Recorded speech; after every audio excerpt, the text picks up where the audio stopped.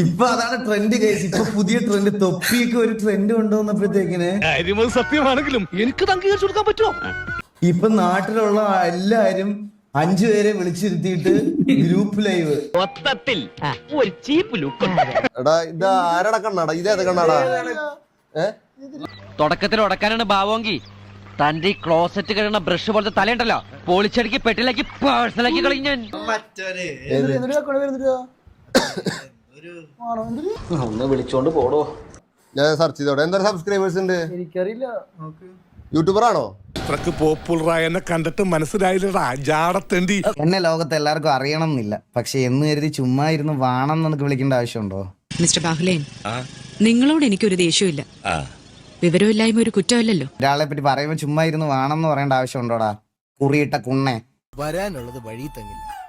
ഇതങ്ങനെയല്ലല്ലോ, വരാതെ പോയതിനെ ഫ്ലിപ്കാർട്ടിലൂടെ ഓർഡർ ചെയ്ത് വരുത്തിയതല്ലേ. ഇപ്പൊ അതിന് റിപ്ലൈ കൊടുക്കാൻ വേണ്ടിട്ട് ഈ കുറി തൊട്ട കുണ്ണയൊക്കെ പിടിച്ചിരുത്തി വാണെന്ന് വിളിക്കുന്നത് നമുക്ക് കേട്ടോണ്ടിരിക്കാൻ പറ്റത്തില്ല. വല്ല കാര്യമുണ്ടോ? എന്തിനാണ് ഇങ്ങനെ ഇല്ലാന്ന് നടക്കണേ? ഈ കുറി തൊട്ട കൊളവാണത്തിനെ ഞാൻ പിടിച്ചോളാം. ഇവനുള്ളത് ഞാൻ കൊടുക്കാം. ഇത് കഴിയട്ടെ, നിനക്ക് തരാടാ പൗഡർ വാണവേ. എന്താ ഉറക്കം വരുന്നു. നമ്മുടെ പകുതി സബ്സ്ക്രൈബേഴ്സ് പോലും ഇല്ലോടാ. ആൾക്കെത്ര?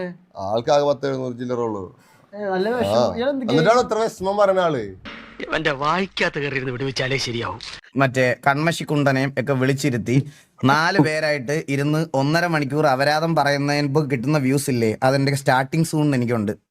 ഇല്ല, ചോദിച്ചു വാങ്ങിച്ചു പോവാ.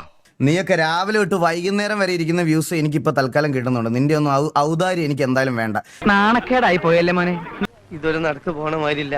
എനിക്ക് പ്രാങ്ക് ചാനലില്ല. ഞാൻ നാട്ടുകാരുടെ അടുത്ത് നേരെ പോയിട്ട് എന്റെ തുണി നോക്കി കാണിച്ചിട്ട് ഹായ് ദാ എനിക്ക് സാധനം ഇല്ല, പ്രാങ്ക് ആയിരുന്നു എന്ന് പറഞ്ഞ് ലൈക്ക് മേടിച്ചിട്ടുള്ളൊരു ചാനലല്ല ബ്രോ എന്റെ.